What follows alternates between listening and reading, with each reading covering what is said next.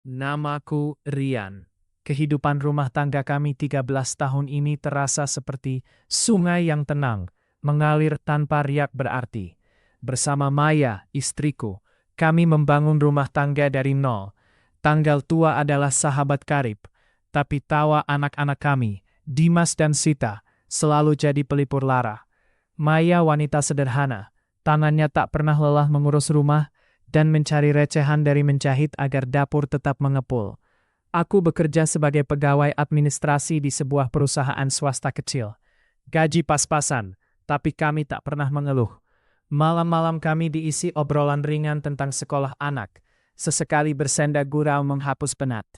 Maya tak pernah menuntut lebih, cukup kehadiran dan cinta dariku. Aku sering merasa bersalah melihat keriput halus di sudut matanya yang bertambah karena memikirkan kami.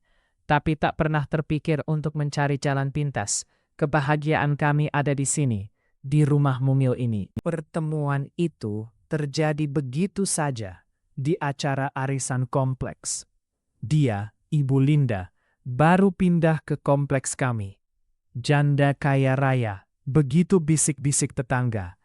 Pakaiannya selalu bermerek, mobilnya mengkilap, dan senyumnya memikat. Aku tak pernah benar-benar memperhatikannya, sampai suatu sore di depan minimarket, mobilnya mogok. Aku, yang kebetulan lewat, menawarkan bantuan. Ibu Linda sangat ramah, bahkan sedikit genit. Dia memuji penampilanku, menanyakan pekerjaanku, dan sesekali menyentuh lenganku. Ada rasa geli yang aneh menjalar di dadaku. Maya, di rumah, mungkin sedang menyetrika baju anak-anak dengan peluh membasahi punggungnya. Sejak saat itu, Ibu Linda sering kebetulan bertemu denganku. Tawanya yang renyah, gaya bicaranya yang centil, mulai menggerogoti pertahanan batinku.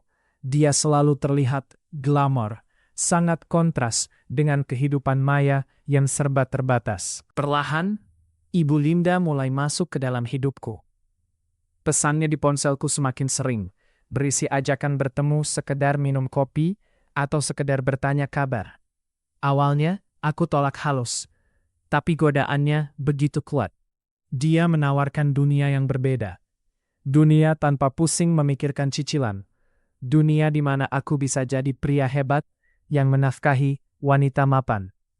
Suatu siang, saat Maya pergi menjenguk ibunya yang sakit, aku nekat menemui Ibu Linda di sebuah kafe mewah. Dia terlihat semakin mempesona. Di sana, dia bercerita tentang kesepiannya, tentang betapa dia butuh teman. Aku terbuai. Aku lupa ada Maya, lupa ada anak-anak yang menanti di rumah.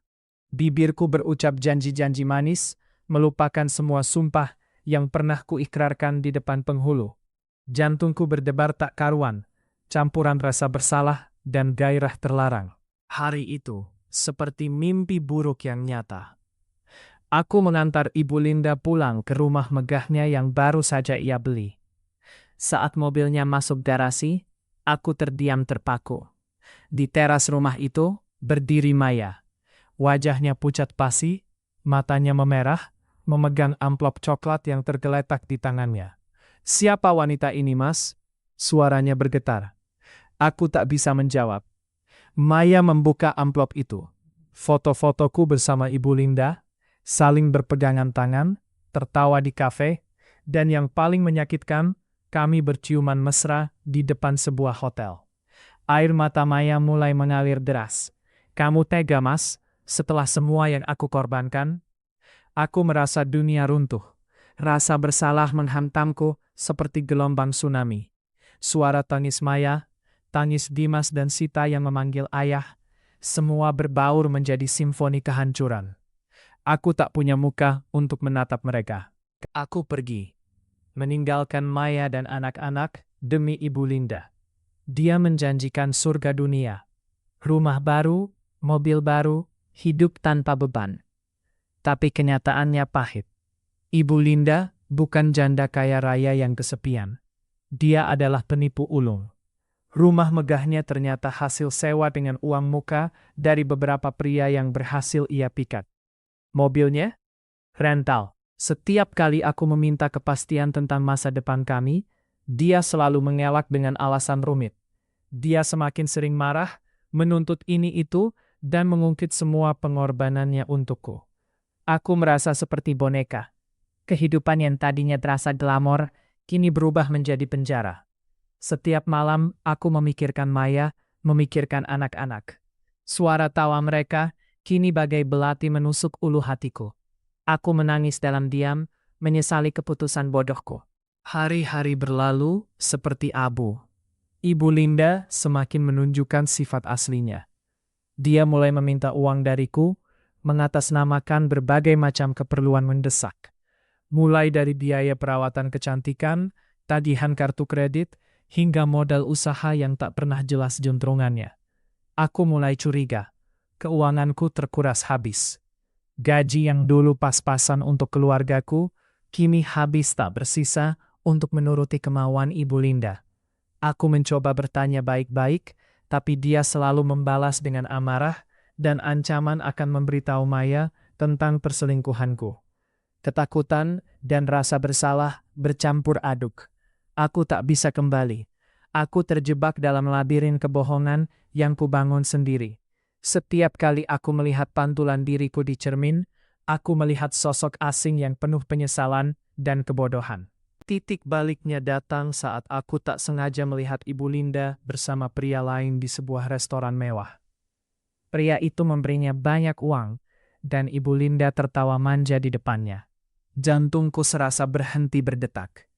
Semua kebohongan yang selama ini dia bangun runtuh seketika. Aku nekat menghampiri mereka. "Siapa pria ini, Bu?" tanyaku dingin.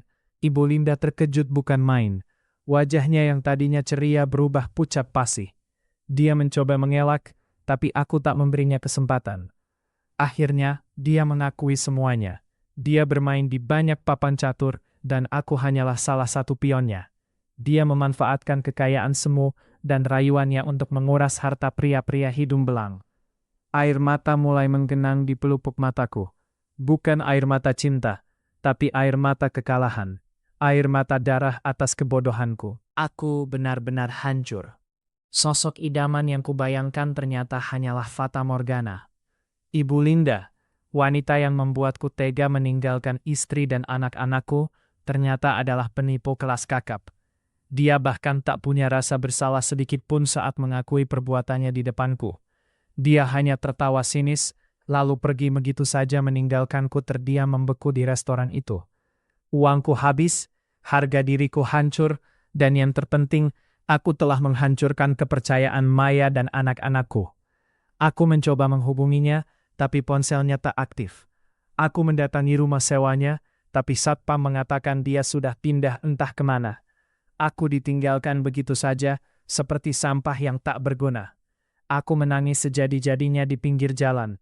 Hujan turun, seolah ikut meratapi nasibku yang malang. Kini, aku duduk sendirian di kontrakan sempit. Jauh dari Maya, jauh dari Dimas dan Sita. Pekerjaan pun sudah hilang karena sering absen saat menemani Ibu Linda.